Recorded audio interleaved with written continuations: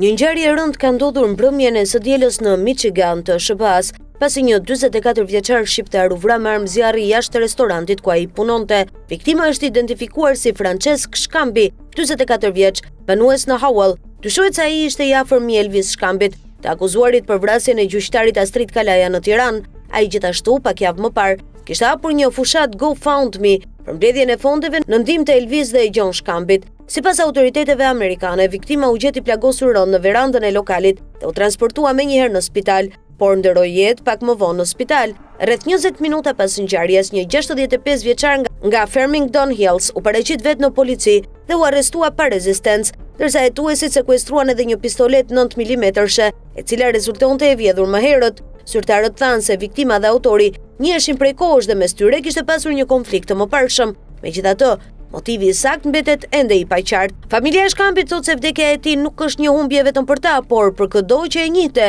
Ai nuk ishte vetëm xhaxha i ynë, por ishte si burri i shtëpisë. Ai hynte në një dhomë dhe ishte ëngjëllor çdo herë. Është kaq e pabesueshme për mua që ai nuk jeton më, tha mbesa e Shkambit Marsilda Dakaj. Ai ishte ai, pa dashur të kërkoj falje për të. Ai ishte një shpirt i bukur, tha nipi i Shkambit Mark Gjura. Familja e Shkambit thotë se besojnë se i dyshuari ishte mik i xhaxhait të tyre.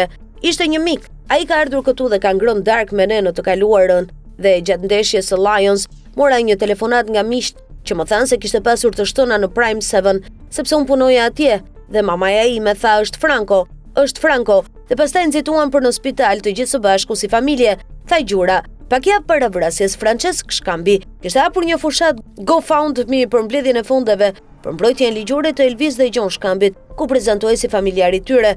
Fushata kishte arritur të grumbullonte mbi $8,000. Të afërm dhe kolegët e tij e kanë përshkruar Francesc Shkambin si person të qetë dhe të përkushtuar. Komuniteti lokal është tronditur nga ngjarja, ndërsa restoranti Prime 7 njoftoi mbylljen e aktivitetit pas vrasjes.